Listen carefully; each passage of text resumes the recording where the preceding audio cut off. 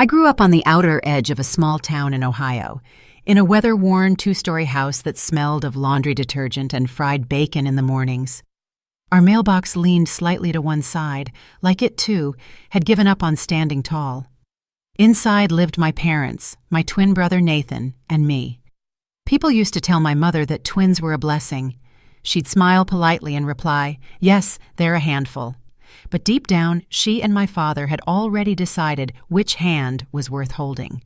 Nathan was the golden child. He was the one with straight A's, the one my dad called our little prodigy. I was the girl who loved to climb trees, dribble a basketball until dusk, and bring home stray kittens. My report cards were good, but never exceptional.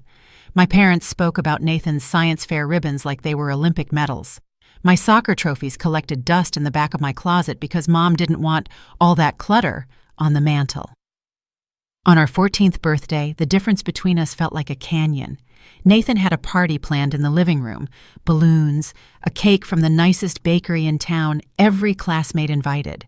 My mother spent days planning it. For me, she said she'd do something small later. That something turned into nothing. My friends, sensing the awkwardness, picked me up and took me for ice cream instead. I still remember the taste of mint chocolate chip that night, the way the cold creaminess dulled the sting of being forgotten. Grandma Helen was the only person who seemed to see me. She'd drive in from Columbus once a month, always in her blue Buick with the air freshener shaped like a daisy. She'd bring me peanut butter fudge wrapped in wax paper and slip a $5 bill into my palm like we were co-conspirators. "For something sweet just for you," she'd whisper. Those visits were oxygen. At home, the rules were ironclad. No friends over, no phones after 8, homework before dinner. Nathan could bend them, stay up late studying, disappear with friends, and my parents turned a blind eye. I learned early that I couldn't. One spring afternoon in sophomore year, I downloaded Snapchat on my cheap Android phone, just to keep up with my friends. It felt like a small rebellion, like carving my initials into the underside of the school bleachers. My parents found out within hours. Nathan must have told them, and the explosion that followed was like a tornado ripping through our kitchen. My dad's face turned a violent red as he threw my backpack against the wall. My mom yanked the door off my bedroom hinges and declared, "No privacy until you earn our trust." Standing there, stripped of even a door, I felt like an inmate. Nathan hovered in the doorway, a smirk tugging at the corner of his mouth. He'd learned to weaponize my parents' anger. If he stole a 20 from Dad's wallet, he'd tell them I did it. If something went missing, he'd point at me. They believed him automatically. At school, he started muttering things about me to his friends. I didn't think much of it at first, teenage gossip. But then I noticed the way people's eyes changed when they looked at me. Conversations stopped when I approached. Invitations to hangouts evaporated. By autumn, the rumors were bolder, that I was violent, that I hit Nathan at home, that I was jealous of him. He even showed up at school one day with a black eye. I knew he'd done it to himself. His knuckles were scraped, his story didn't add up. But to everyone else, it was proof. Teachers started treating me like a ticking bomb. One morning, my best friend wouldn't meet my eyes in the hallway. When I cornered her after math class, she told me what Nathan had been saying. Her voice trembled with pity and disgust. My stomach dropped as she described lies I would never even think of inventing. That night, I confronted Nathan in the kitchen. The overhead light buzzed faintly, casting him in a harsh glow. "Why are you doing this?" I whispered. He didn't answer at first, just stirred his cereal. Then he looked up and said, "You deserve to rot alone." It was like being punched in the chest. I thought about going to my parents, but I already knew the script. They'd believe him, not me. So I stayed quiet and tried to endure. Each day felt like walking a gauntlet of whispers and sideways glances. I sat alone at lunch. I stopped trying out for sports. My world shrank to my room, doorless though it was, and the few hours at Grandma Helen's when she could sneak me away. Looking back, the signs were all there, but at 14 you think every storm will blow over. You don't yet realize some storms are moving in to stay. Freshman year had tasted like chlorinated water and cinnamon gum, pool practices after school, giggling in the girls' locker room, borrowing mascara before homeroom. Sophomore year tasted like pennies. That metallic tang would slide into my mouth every time I caught someone whispering, every time a teacher's eyes landed on my hands as if they were weapons. I kept count at first. 2 kids whispered outside algebra. 3 exchanged looks when I set my lunch tray down. 5, then 9, then too many. The numbers fattened until they were a swarm that stung whenever I moved. The rumor had 1,000 sharp little versions. In the cafeteria, she threw a hairbrush at him. In the band room, she slammed his locker shut on his hand. In the parking lot, she shoved him down the stairs, but he covered for her 'cause, family. Nathan didn't fan the flames in public. He didn't have to. He floated down the hall with a martyr's small, stoic smile. If someone asked, he'd touch the purple sickle blooming under his eye and say, "It's nothing." That was the hook. "It's nothing" was always the hook. I tried to be louder than the story. I showed up early and stayed late. I volunteered to clean up science lab. I spoke gently, even when I wanted to scream. I thought if I could be unassailable, the lie would get bored and move on. Coach Reeves pulled me aside after PE one day. "You okay, kiddo?" he said, knuckles on his hips, sweat darkening the collar of his polo. "I'm fine," I lied. His eyes flitted to the faint crescent of a bruise on my shin from missing a step on the bleachers. He flinched like he'd caught me stealing. "If you need to talk to someone—" "About tripping on the bleachers?" I asked, heat climbing my neck. "About anything," he said. And then he let me go, because there were 24 other girls waiting to run their mile while someone's playlist chewed through a top 40 hit. By October, the hallways smelled like wet wool and pencil shavings. My best friend from middle school, Kayla, had begun to walk a half step ahead of me, like distance itself could absolve her. We were sliding apart the way photograph corners curl in a damp basement. Slow, inevitable, impossible to stop once it starts. "I don't want to be mean," she said one morning by the trophy case, "but is any of it true?" She couldn't look at me. The glass behind her reflected a warped version of us. 2 girls, same height, same frizz halo thanks to Ohio humidity, suddenly from different planets. "Kayla," I said, trying to keep my voice steady, "it's my twin brother. The worst thing I've ever done to him is eat his last Pop-Tart." She laughed, a hiccupy sound, reflexive and guilty. Then she looked at the bruise under Nathan's eye as he and his friends moved past us like a weather front. I could almost see her toggling between the me she used to know and the stories she'd been handed. It was no contest. Stories are flashier. They come with props. That evening, when I pushed open our front door, the smell of sautéed onions slapped me in the face. Mom had the news on low and the burner up high. "Set the table," she said without a hello. "Your brother needs to study. Don't distract him." I set plates. I folded paper towels into triangles because we were out of napkins. The TV droned about a storm pushing across the Midwest. Nathan wandered in with a textbook open and a fresh constellation of faint red marks on his forearm, like he'd leaned into a rosebush.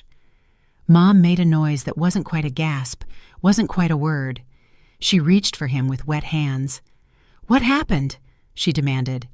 He gave the barest shrug. "It's nothing." Later, lying in my bed, door gone, room open to the hallway like a storefront display, I stared at the ceiling fan until my eyes hurt. The house settled and creaked the way old houses do when they pretend they're ships. In the stripe of light from the hall nightlight, dust motes rose and sank like glitter in water.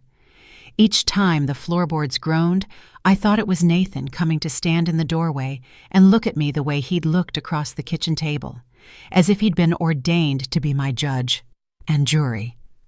2 days later, the summons came. "Principal Carter wants to see you," Ms. Delgado said in English, holding a pink slip like a tiny flag of surrender. Her eyebrows were soft with concern. "He asked for Nathan, too." The walk to the office felt like a mile, even though it was 90 steps. I counted because it helped to pin the world to something measurable. The secretary, Mrs. Fenway, wore her usual blazer with the enamel apple pin. "Go right in," she said, and in the way she wouldn't meet my eyes, I knew that the story had made it to the grown-ups too. Principal Carter's office had that specific school smell: coffee gone cold, toner, old carpet, and a poster of a bald eagle that had been curling at the corners since the Bush administration. Nathan sat in one leather chair, hands folded, a picture from a pamphlet about promising youth. Mom and Dad were on the couch. Mom clutched a wad of tissues. Dad looked like a statue of a man too angry to blink. "Thank you for coming," Principal Carter said, steepling his fingers. He had the voice people use when they're trying to guide a deer out of a grocery store.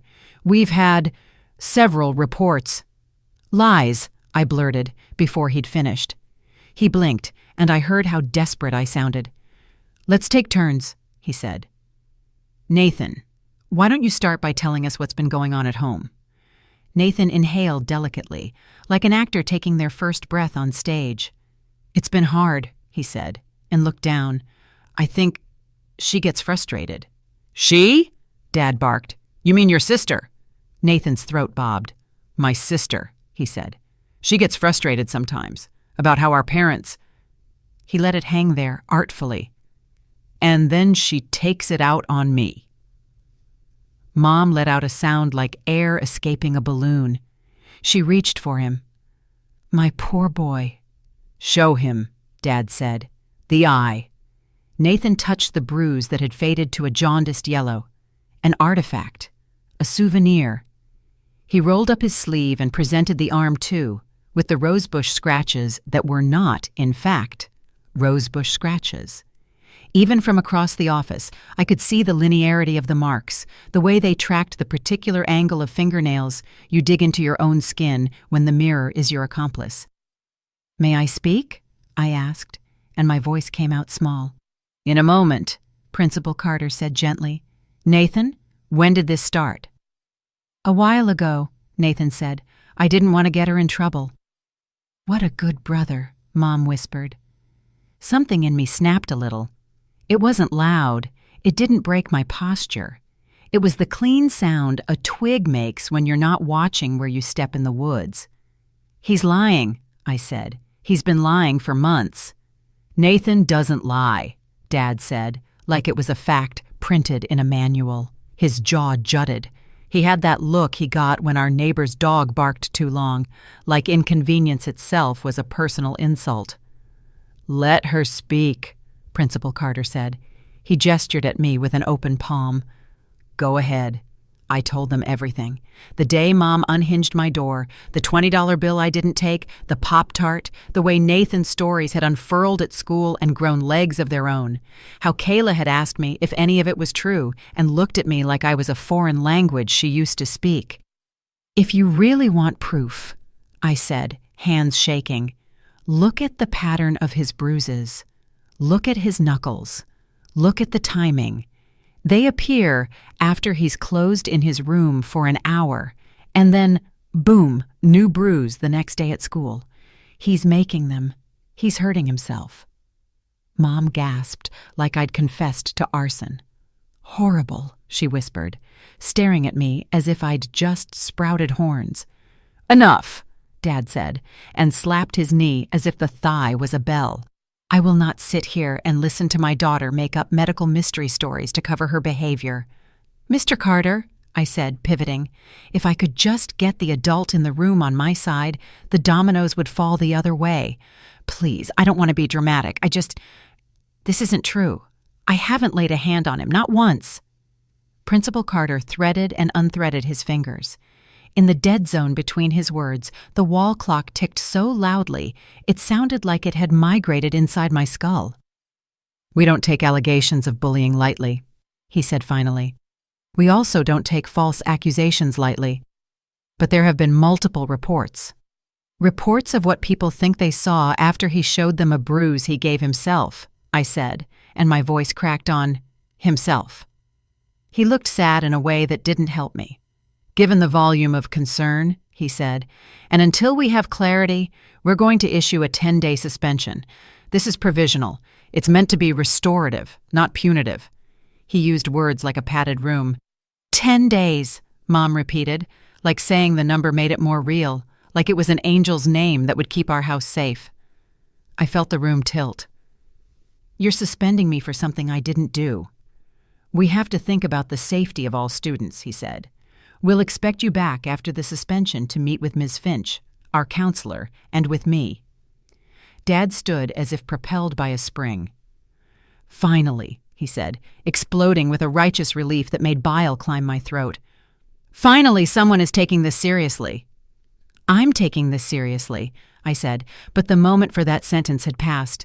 It fell like a penny into a fountain, gone, irretrievable, insufficient. Mom squeezed Nathan's hand. He looked saintly. If anyone had walked by right then and peered into the office window, they would have seen exactly what the story wanted them to see. A brave boy, his tender mother, a firm father, a reluctant authority figure, and me, jaw tight, eyes bright with tears, fitting too neatly into the silhouette of the villain. They made me hand over my student ID badge as if it were a passport to a country I'd abused. You can collect it when you return, Mrs. Fenway said at the front desk, and she slid me a copy of the suspension letter with a paperclip the color of rust. In the parking lot, the air had that Ohio in November bite, a clean cold that made the world look like it had been polished. Our car was angled crookedly across two spots. Dad always parked like rules were for other people. We all climbed in. No one buckled right away. The silence had a mass.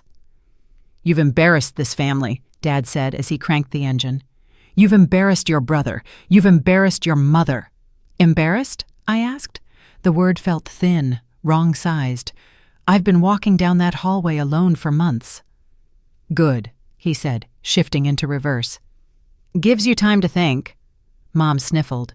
She dabbed the corner of her eye even though she hadn't cried. We tried to raise you right. The ride home was 15 minutes long and an hour deep. Fields slid by, stubbled with corn stalks that looked like rows of broken pencils. The sky had that low pewter lid that made you feel like your thoughts were echoing. Nathan sat behind Dad and watched my reflection in the windshield, as if he were measuring me for something. We pulled into the driveway, our leaning mailbox like a drunk sentry, and the garage door groaned up. Dad didn't even cut the engine before he was out of the car, moving toward the house like a storm cloud walking on legs. I stayed buckled. Mom unsnapped her seatbelt and twisted to face me. You're going to apologize, she said. You're going to mean it. To whom? My voice came out hoarse. To the rumor? To your brother, she said. To us, to Mr. Carter, to whomever it takes to make this right. The house felt colder than outside. Dad headed straight to my room, and for a weird, weightless second, I thought he was going to put my door back on its hinges, like the past hour had knocked some sense into him. Instead, he went to my closet and yanked my suitcase from the top shelf so hard it rained old dust and a forgotten scrunchie. Dad? I said, but he was already unzipping, already reaching for the stack of jeans, the shirts I'd folded 3 days before when Mom had barked that I was letting my drawers get sloppy. Pack, he said. He didn't look at me. You're going to your grandmother's for a while. A while? I echoed. He jammed socks into the suitcase like he was stuffing a mouth. As long as it takes. Nathan leaned in the doorway the way he had the night I confronted him in the kitchen, only now he had an audience. He lifted an eyebrow like a curtain. She'll like that, he said. She can have all the privacy she wants. Oh, wait. He smirked toward the hinge scars on my wall. Guess she's not used to doors. Out, Mom snapped at him, which might have been the kindest thing she did for me that day. He sauntered away, not out of obedience, but boredom. He had other scenes to star in. Please, I said, because I didn't know what else to say. It's a small word that feels like a raft. It never looks dignified. Please listen to me. Dad stopped packing long enough to look up. His eyes were the same shade as mine, muddy hazel, but there was none of me in them. You're not the victim here, he said. Your brother is." I could feel something inside me trying to calcify, trying to build coral out of all this salt water. I thought of Grandma Helen's hands, the way her knuckles had grown like knots on a tree, the way she patted the passenger seat belt whenever I got in her Buick. "For something sweet, just for you," she always said when she slipped me a little cash. It occurred to me that the sweetest thing in the world right now might be a room with a door. Dad zipped the suitcase. The teeth meshed like a zipper on a new skin I hadn't asked to wear. He set it in the foyer with a thump that reverberated up into my ribs. "Call your grandmother," he said to Mom. "Tell her to come get her." Her. Not me. Not his daughter. Her. Mom reached for the phone, then paused and looked at me. For a heartbeat, I saw a crack somewhere back in her, a snapshot of the day she'd dressed us alike in matching overalls and taken a picture on the porch steps, one kid on each thigh, each of us with a fistful of Cheerios. Then the crack sealed itself. She dialed. While we waited, I sat on the bottom stair with my arms wrapped around my middle, like my body was suddenly a package that had to be kept intact. The clock over the fireplace clicked like it had earlier, relentless and smug. Outside, a crow hopped along the fence and said something crude to the cold air. When Grandma Helen's Buick slid into the driveway, I stood so fast my knee cracked. She came up the walk with her purse tucked under her arm like a shield. She was not tall, but she had the presence of something taller, an oak maybe, or a memory of one. "What's this?" she asked without looking at me, eyes on my father. Years of Ohio politeness put a varnish on her voice, but underneath I could hear steel. "We need a reset," Dad said. "Some consequences. She can stay with you for the suspension." Grandma's gaze flicked to my face, saw the saline glitter, the chapped lower lip I'd been worrying with my teeth, and then back to Dad. She took a breath so slow it looked like a meditation.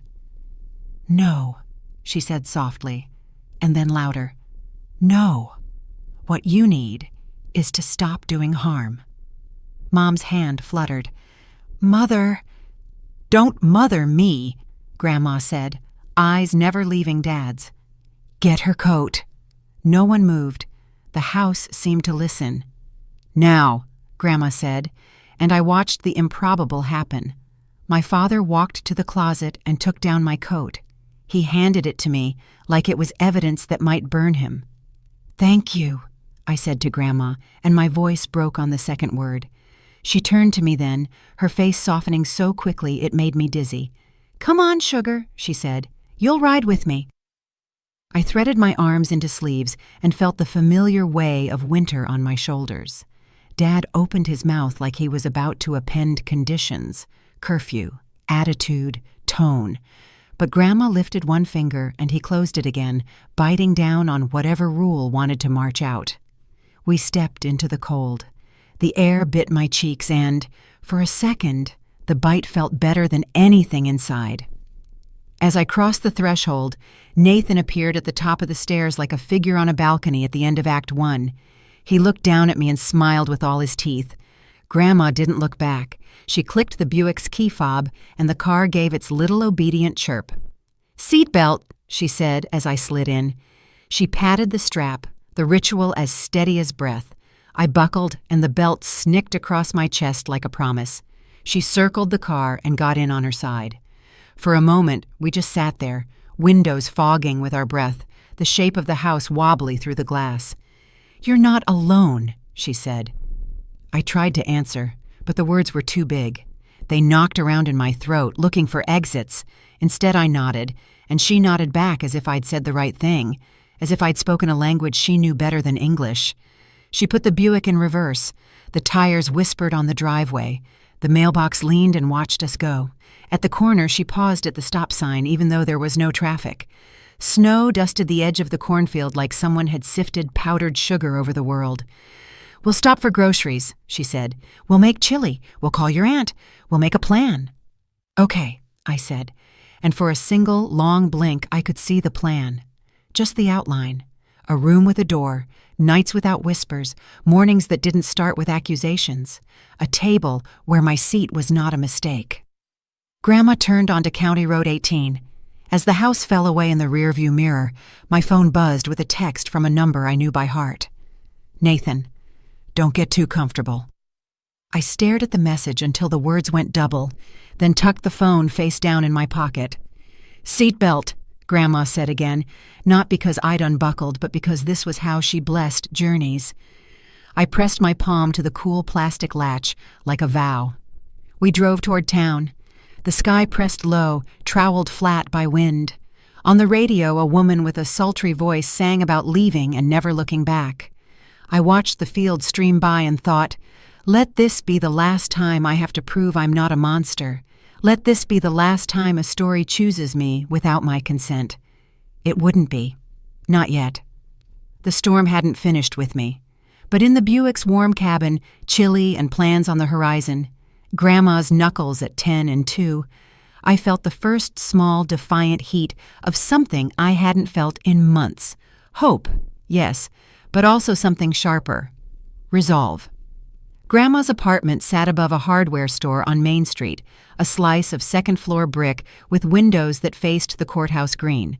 The stairs up were narrow and smelled like old pine and the faint ghost of popcorn from the movie theater 2 doors down.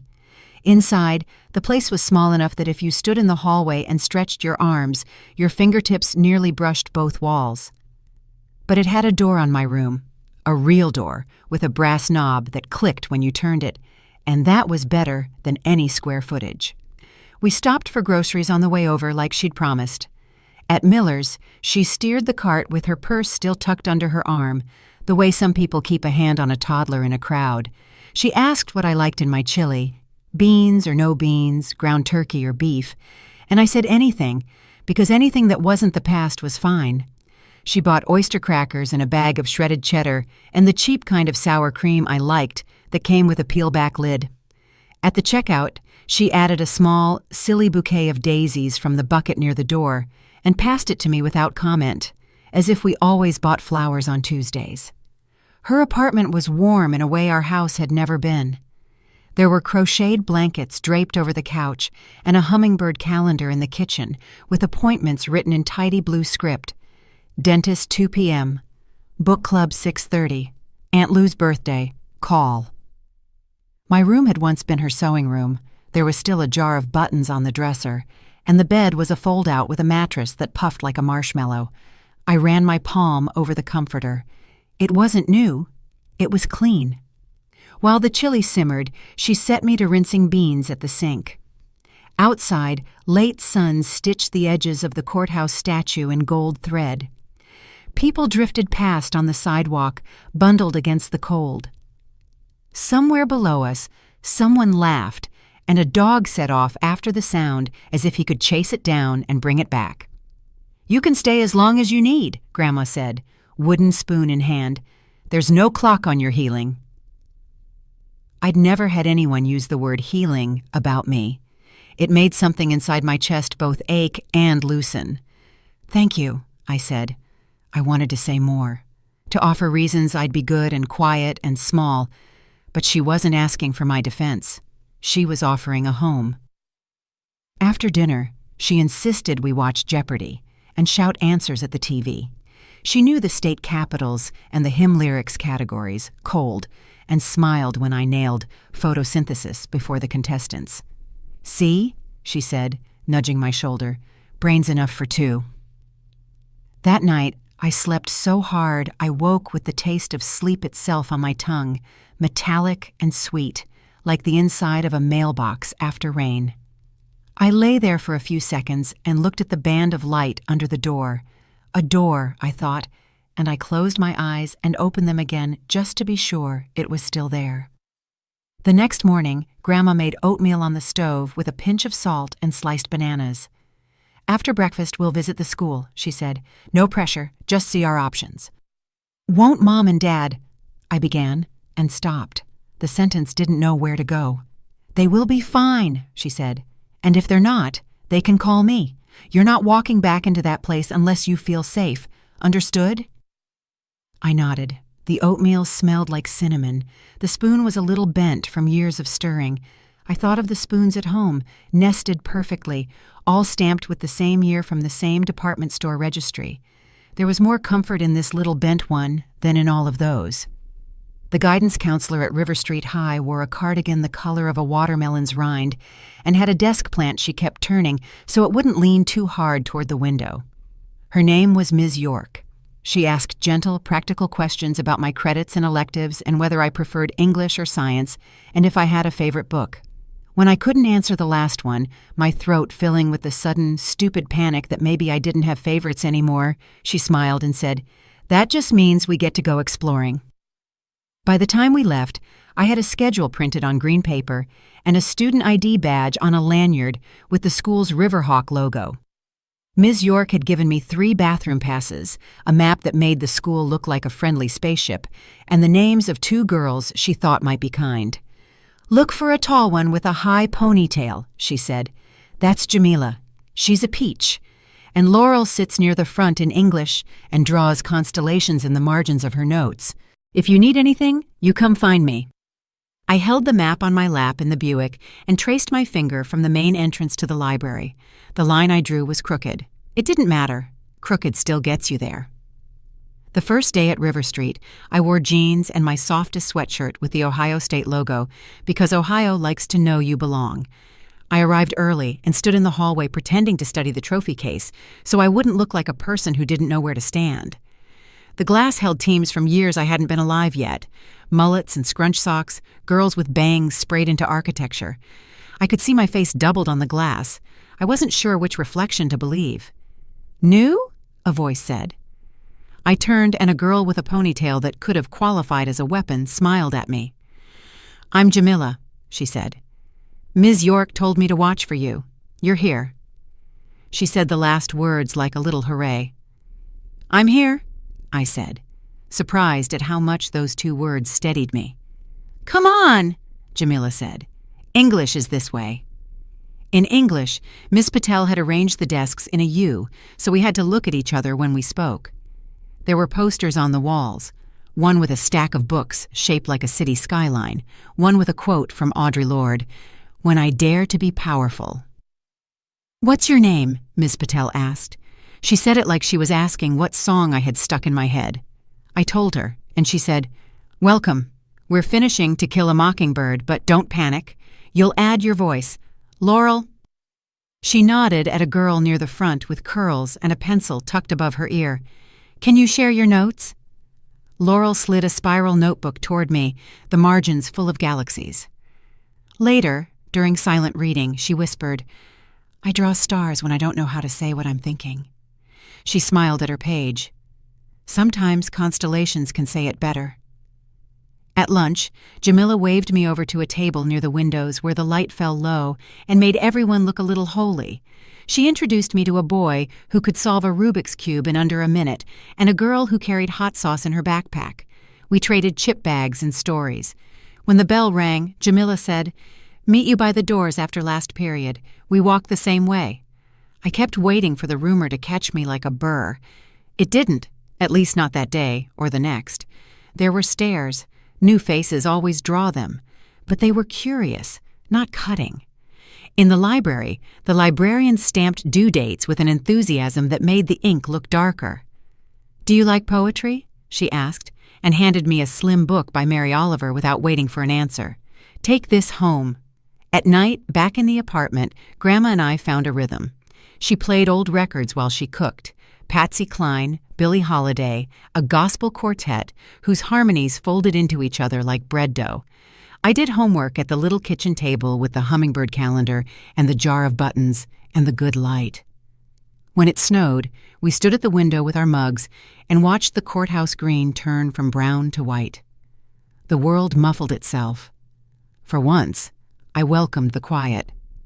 On Saturdays, we did laundry together in the basement of the building, the machines chugging like friendly engines.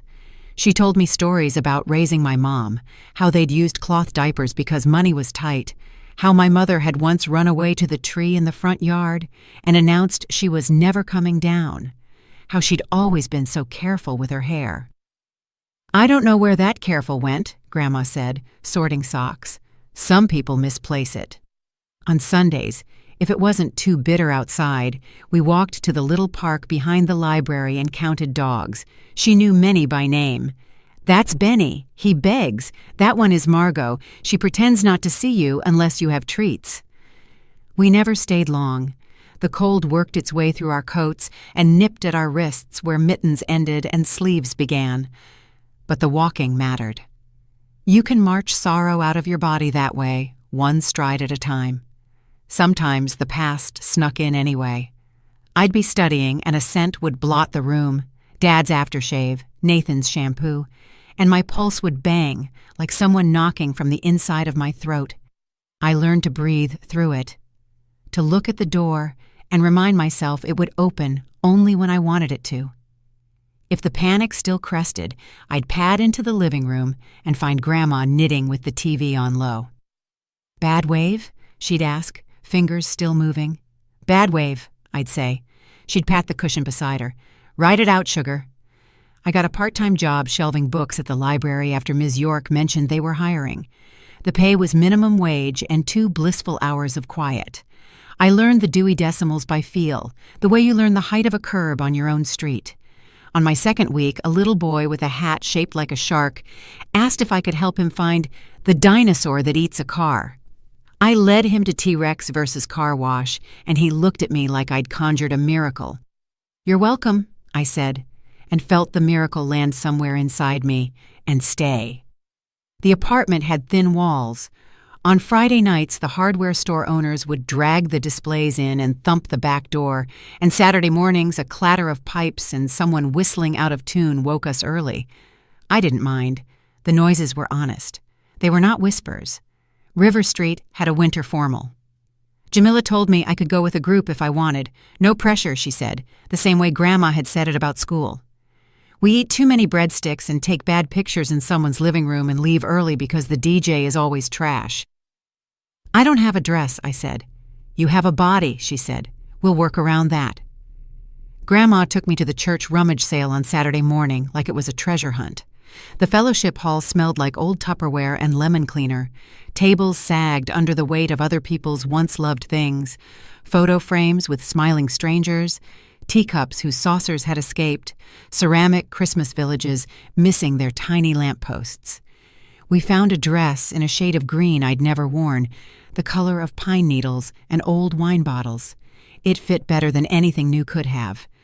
"It's $5, the volunteer said, and tucked a pair of rhinestone earrings into the bag, just because. When I came out of the bathroom at the apartment, dress on, hair curled with Grandma's ancient hot rollers, she put her hand to her mouth. "I knew you were beautiful," she said, "but now it's official. I didn't expect to dance much." Jamila and Laurel and I formed a triangle and swayed and laughed at the light-up centerpieces like they were rare animals on display. A boy from my history class asked me if I wanted punch and came back with 2 cups and a joke I don't remember because I was too busy memorizing the normalness of it all. The way the gym smelled like gym and cheap cologne, the squeak of a shoe on the floor, the glitter of Laurel's mascara catching the light when she tilted her head. In the bathroom, a girl I'd seen in Spanish class stood at the mirror, reapplying lipstick. "I like your earrings," she said. And I almost told her the rummage sale story, the volunteer with the soft hands, the way kindness shows up tucked slyly in bags. Instead, I said, "Thanks," and let the compliment land without deflecting it into a joke. It felt like standing still in a warm draft. Not every day was a victory. Some mornings I woke with a dream fog in which the principal's office kept replicating like a funhouse, every door opening to the same room where I was always already guilty. On those days, I moved slower. I told myself that slower is not the same as stopped. I learned to bring little things back with me from the good days and tuck them in my pockets like talismans. The weight of the library stamp in my hand, the taste of Grandma's chili heavy with cumin, Jamila's ponytail flashing like a metronome in the hall, Laurel's galaxies in the margins marching off the page. A week after the winter formal, I was shelving returns when my phone buzzed with a text from an unknown number. The bubble sat there, pale and waiting. I pinched the bridge of my nose. There are things that feel like choices and things that don't. I opened it. "Mom, Your grandmother says you're doing okay. We want to talk." I stared at the rectangle of words until the letters started to float. The librarian cleared her throat from the desk, and I realized I'd been standing with a book suspended between the A's and the B's for too long. I slipped it onto the shelf and went out to the stairs, where the stairwell light hummed and the brick held a steady, silent line. I typed and erased. Typed and erased. Finally, I wrote, "I'm safe with Grandma. I'll let you know when I'm ready." I didn't hit send. I put the phone back in my pocket and walked the rest of the way to the bottom shelf, knelt, and slid a book into place. The bottom shelves are the most humble and the most satisfying. They are where people rarely look, which makes them perfect. When my shift ended, Grandma was waiting in the Buick, hands at 10 and 2 even in the parking lot. There was a paper bag on the back seat with a loaf of bread peeking out. "Chicken noodle tonight," she said. I felt like soup. I told her about the text, about how my thumb hovered over send, like a helicopter that didn't know where to land. She listened, and when I finished, she nodded, slow and sure. "Control," she said, turning the word over like a coin. "This is you having some." I sent the message after dinner, when the soup bowls were stacked in the sink and the apartment smelled like thyme. My phone pinged almost immediately. "Mom, we love you." I didn't have an answer for that. Love is a word that gets borrowed a lot and returned damaged. I set the phone face down and pulled my homework toward me. On the corner of my English notebook, I drew a little constellation where there wasn't one, a cluster of dots I connected just because I could. In March, ice melted off the sidewalks and Main Street puddled into mirrors. Grandma and I started leaving the window cracked during the day to let the apartment exhale. I learned where the downtown pigeons spent the night and which shop owners put out bowls of water for dogs.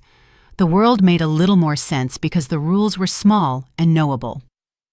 Once at the grocery store, I turned a corner and nearly collided with Ms. Delgado from my old school.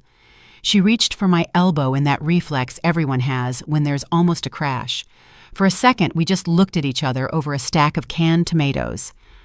"Hi," she said finally. She looked tired in the way teachers look in March. "How are you, kiddo?" "Okay," I said, and meant it. "I heard things were rough," she said. "I'm sorry." I could have told her everything. I could have laid the bruise pattern logic at her feet like a forensic report. Instead, I said, "I like my new English teacher." She smiled. "Good," she said. "Read everything, even the stuff that bores you." At the checkout, the cashier tucked a piece of candy in Grandma's bag with a wink. "For something sweet just for you," he said to me, and I nearly laughed because the world was saying our line back to us. Spring break came, and with it, a week of no homework and longer afternoons. Grandma taught me how to plant herbs in old coffee cans on the fire escape, basil, mint, a stubborn little rosemary that took its time. We had to carry watering cans through the kitchen and pretend not to drip on the linoleum. The first day the mint opened its new leaves, the whole corner of the kitchen smelled green and clean. "Put a sprig in your tea," Grandma said. "Healing." I went back to school with dirt still crescented under my nails and the sense that I was becoming someone again. Not the girl I was before, she'd always been squinting into someone else's light, but a person who could root and grow in a narrow space and still be beautiful. Of course, life isn't a neat braid. Some strands stay loose. On the last day of April, Jamila stood in front of my locker with her ponytail down, which meant she was serious. "I have to tell you something," she said. "I didn't want to be the person who brings bad news, but—" I stepped closer. The hallway smelled like pencil shavings and hand soap. "What is it?" "Nathan," she said quietly, and the name landed in my stomach like a stone. "He messaged someone I know from my church youth group. He's been asking about you, about where you live, asking if you're—" She made a face. "It doesn't matter what he asked. It's gross." The old panic rose fast and familiar. I pressed my palm flat against the cool locker door like it was a wall I could lean on. "Okay," I said. I felt like I was speaking through a snorkel. "Thank you for telling me." "We can talk to Ms. York," she said. "Or Ms. Patel, or my mom, or all of them." I swallowed hard. "I'll tell my grandma. We'll figure it out." We did. We called Grandma from the library's landline like spies. She met me after school and we walked the long way home, past the bakery that put out day-old muffins for 50 cents.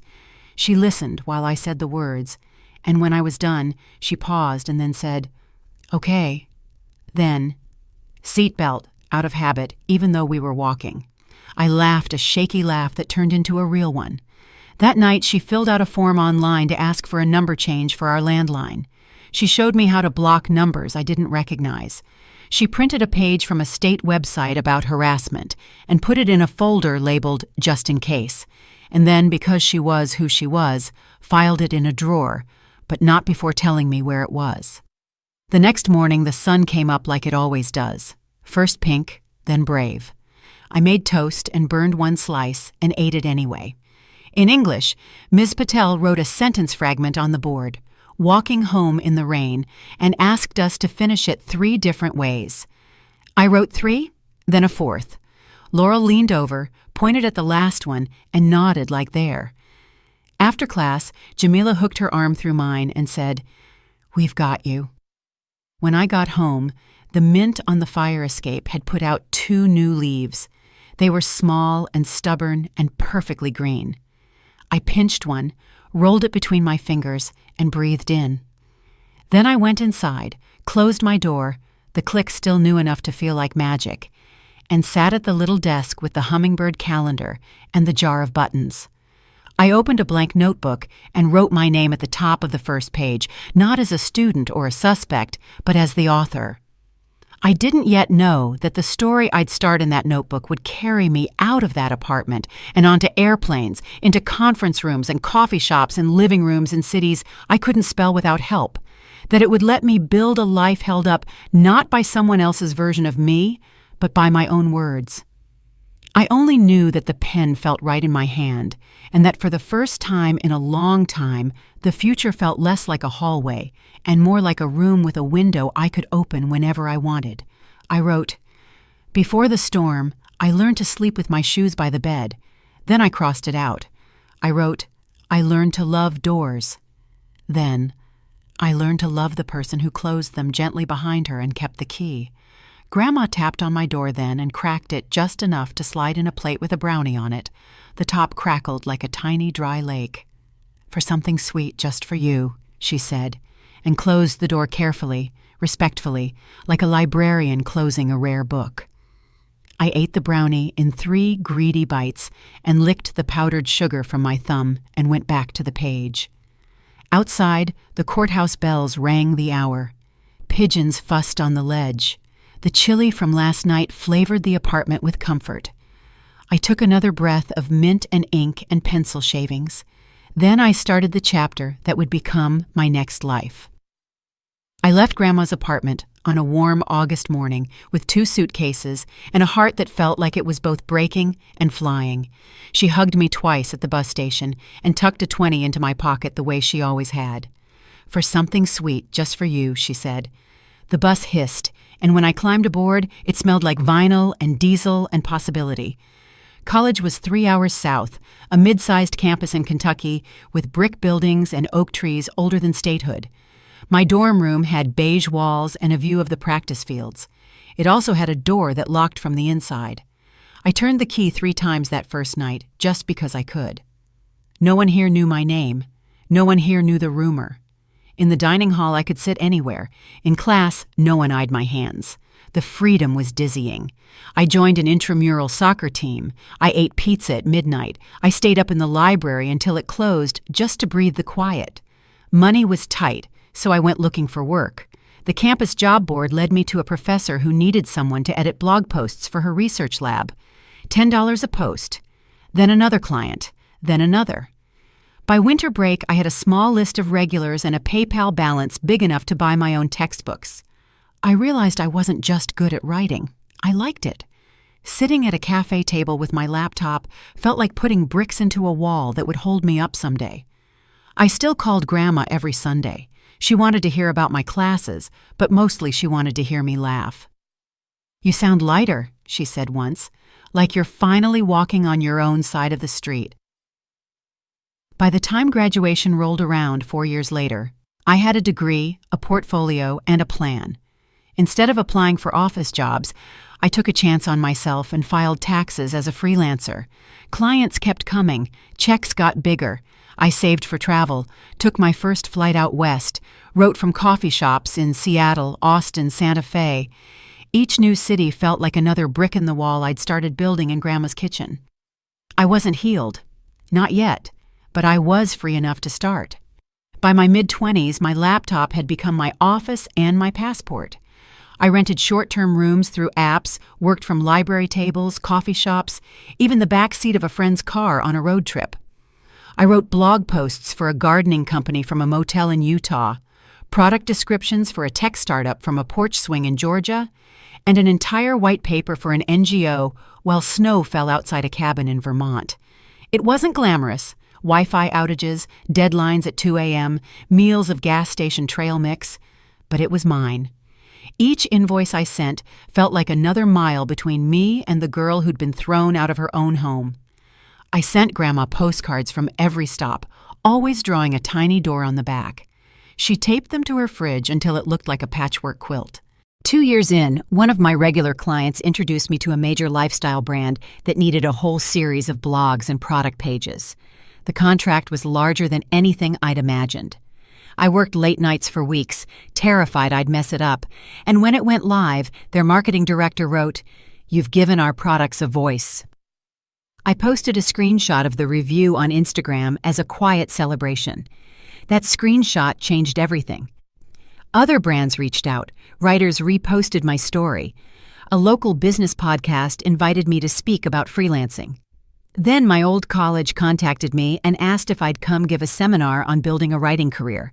Standing at the front of that classroom, looking at students leaning forward with notebooks open, I felt a strange click inside, as if the loop had closed and the hallway of my past had turned into a room of my own making. By the time I returned to Grandma's for the weekend, she had taped the seminar flyer to her hummingbird calendar. "You're in print," she said, tapping it with her finger. "You're being seen." I wasn't rich yet, but I was steady, respected, and, most important, untethered. Each gig, each talk, each plane ticket was another proof that I could build something no rumor could tear down. The week after my seminar at the college was a blur of work and travel. I spent 2 nights in a hotel room in Chicago with a view of the river that looked like green glass, writing copy for a skincare brand during the day, and answering student emails about freelancing at night. My Instagram following had doubled after the seminar video was reposted by a big writing account. Even my old English teacher from River Street had messaged me, "So proud of you." I got back to Grandma's apartment late on a Thursday. She'd left a plate of meatloaf and a note on the counter in her careful script. "Warm this up. Don't forget salad. Proud of you." I heated the meatloaf, poured myself iced tea, and scrolled my phone. 6 missed calls from Mom. I stared at the screen as if it belonged to someone else. The contact photo was a blurry, years-old snapshot from when we'd gone apple picking as kids, Nathan and me in flannel, Mom squinting in the sun. I hadn't seen her name flash across my phone in over a decade. My thumb hovered over "call back" so long the screen went dark. I paced the kitchen. The apartment was quiet except for the hum of the refrigerator. My heart did a strange thing, faster but also hollow. I thought of all the times I'd waited for her call when I was at Grandma's at 14, suspended and bewildered, thinking surely any minute she'd ring and say, "Come home, sweetheart. It was all a mistake." She never had. And now she was calling?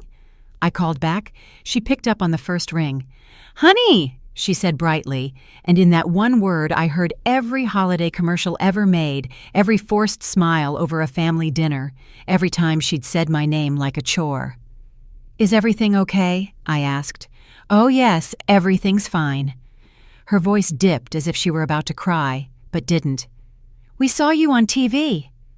I blinked. "You... what?" "That little interview you did on Channel 9 about writing careers. You looked so polished." She laughed, high and nervous. Your father and I watched it together. I heard a chair scrape, a man's throat clear.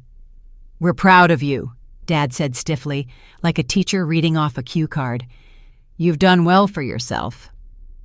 I stood by the window, meatloaf forgotten, staring at the streetlights making halos on the pavement. Thanks, I said, my voice flat. They asked about my work. I answered in short, factual bursts. Clients, travel, the seminar. It was like small talk at a wedding with someone you don't want to see again. Then Dad asked, too casually, "So how much are you earning these days?" "Excuse me?" "Well," he said, chuckling in a way that wasn't funny, "we're family. You don't have to be shy." "I'm not shy," I said. "It's none of your business." There was a pause, then Mom's voice, softer, coaxing. "We're retired now, honey. The house needs renovations. The roof leaks. We've been trying to save, but—" She trailed off, waiting. I didn't answer. "You've been so successful," she tried again. "Your success gives us hope. We thought maybe you could help us out, just a little." Dad jumped in firmer. "After all, we're family. You should share some of your good fortune." I walked into the living room, phone to my ear, and stared at the wall of postcards and little doors. My reflection in the dark TV screen looked calm, but my heart was hammering. "You haven't spoken to me in years," I said. "You threw me out. You believed lies about me. And now you're calling because you need money?" "You're being ungrateful," Mom snapped, the brightness gone from her voice. "We raised you."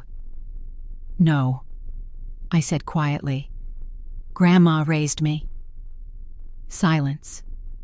I could feel the old dynamic trying to pull me back, the undertow of guilt and obligation.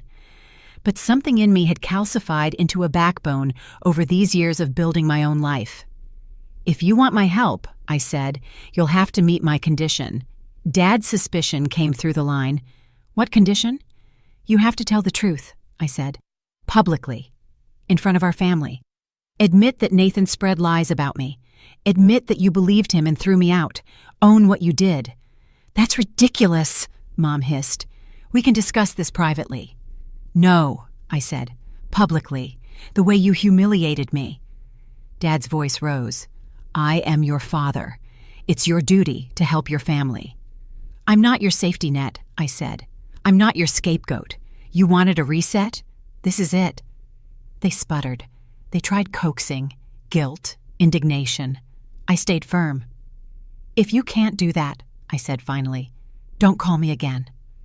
I hung up before they could answer. My hands were shaking.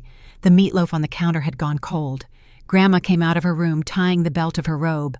"I heard voices," she said softly. "Everything okay?" I looked at her, and suddenly the tightness in my chest cracked. "They called," I whispered. "They want money." She put her arm around my shoulders and steered me to the couch. "Of course they do," she murmured. "They've seen you shine." "I gave them an ultimatum," I said. "I told them to admit the truth publicly or never call again." Grandma's eyes, still sharp under their hood of wrinkles, met mine. "Good girl," she said simply. We sat there in the quiet apartment, the postcards on the fridge, the hum of the refrigerator filling the silence. Outside, a delivery truck rumbled down Main Street.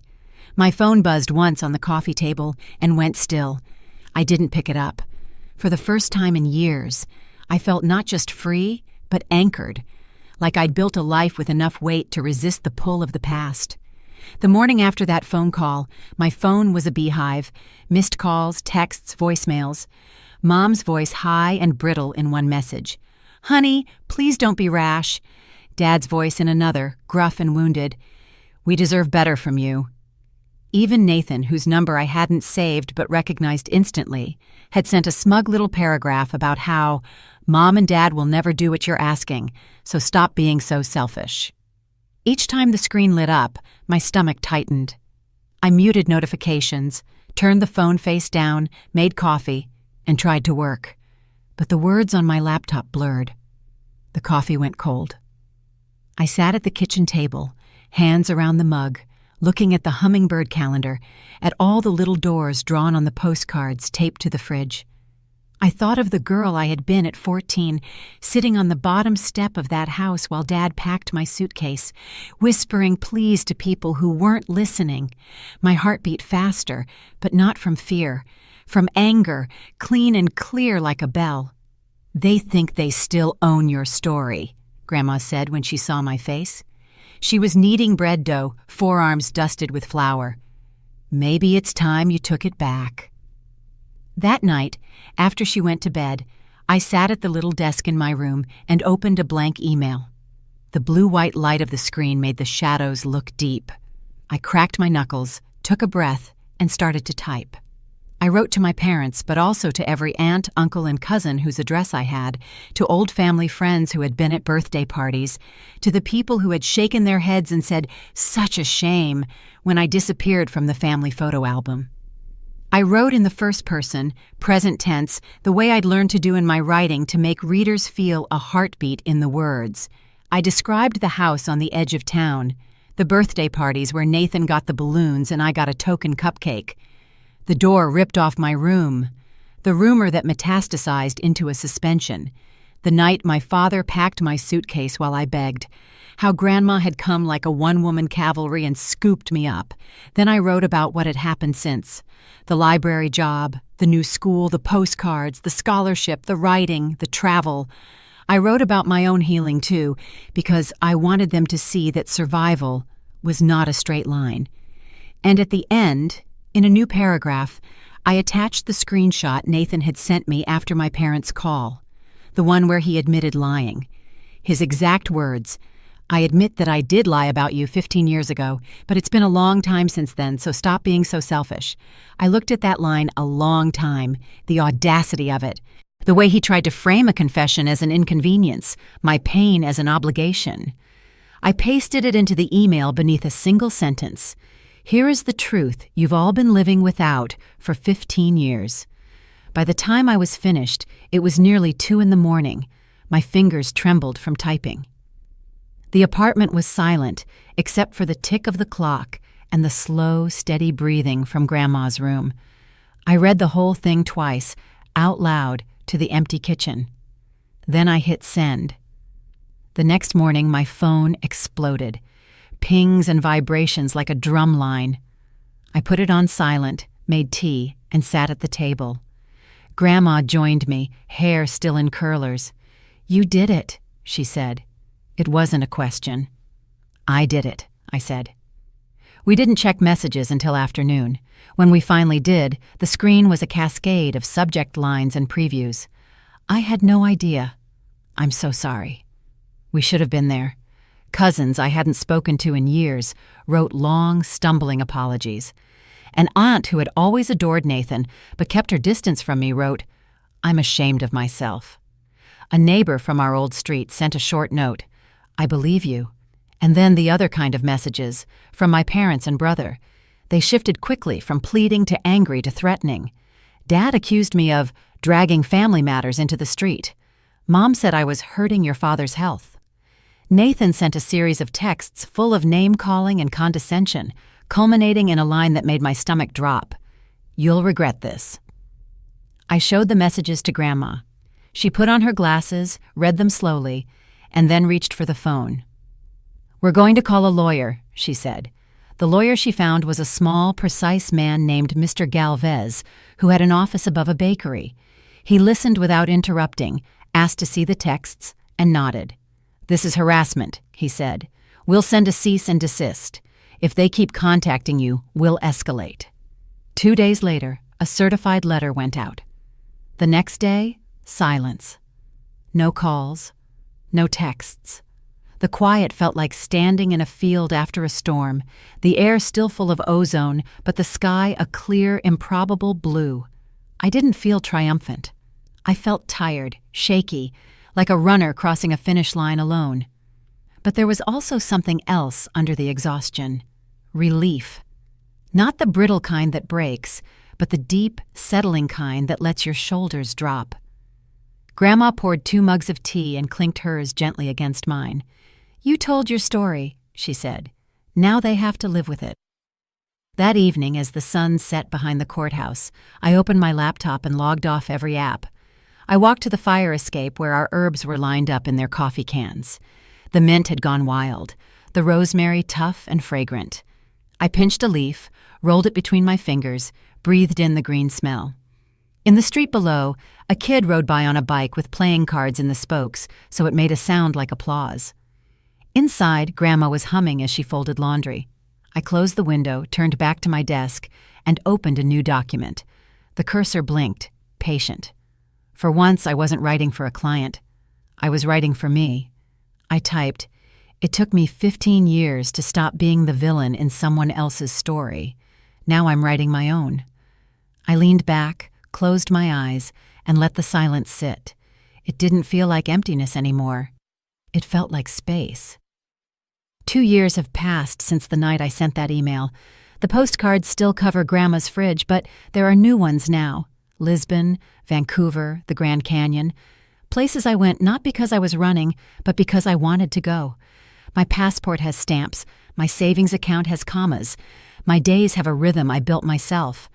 I moved out of Grandma's apartment the winter after the cease and desist letter.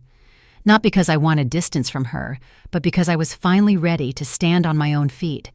I found a small loft in Columbus with brick walls and a view of a mural of a girl reading a book that takes up the side of a building.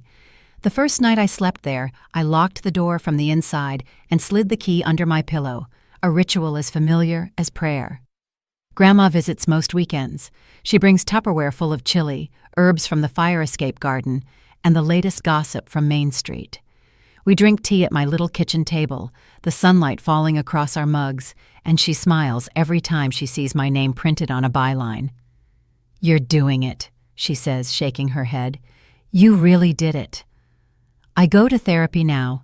Every Wednesday at 3 p.m., I sit on a soft gray couch and talk about things I used to hide. The way panic still flickers under my skin when the phone rings. The anger that sometimes surprises me. The parts of me that still believe I have to earn my place at the table. My therapist, a woman with kind eyes and a dry sense of humor, teaches me how to breathe through it. "You survived," she says. "Now you get to live." Living looks like mornings spent running by the river, afternoons writing for clients I choose, evenings reading books I never had time for in school. It looks like saying no without flinching.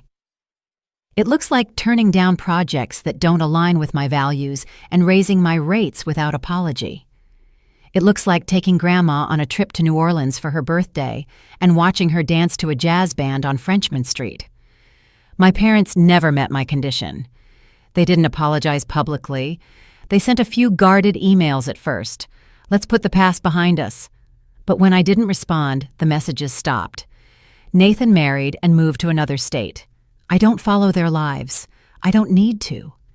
The silence isn't punishment anymore. It's a boundary. Sometimes I still dream of that house on the edge of town. In the dream, the door to my old room is back on its hinges, and I'm standing in the doorway.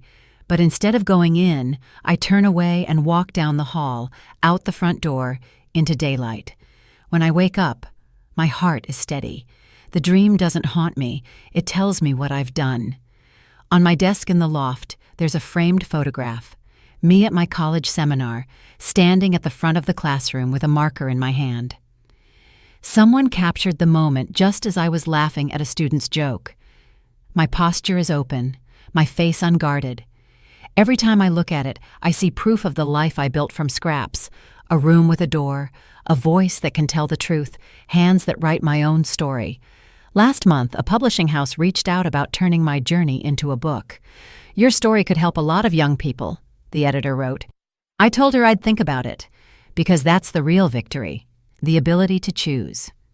Sometimes, when Grandma visits, we still sit on the fire escape, now lined with potted herbs. The mint is wild again. The rosemary is tall and woody. We sip tea and watch the city go by. She'll pat my knee and say, "Seatbelt," out of habit, and we'll both laugh. The phrase has become a shorthand between us, a way of saying, "You're safe, you're buckled in, you're home." I'm not healed all the way. Healing isn't a finish line, it's a practice. But I'm no longer the girl begging to be believed. I'm the woman who built a life anyway. One evening this spring, as the sun set orange over the mural, I opened a fresh notebook. On the first page, I wrote, "I learned to love doors, and then I learned to walk through them." I closed the book, breathed in the smell of mint and ink and spring air, and felt the quiet settle around me. It didn't feel empty. It felt like space. Space I had made, space I could fill. And for the first time, I felt completely, unshakably mine.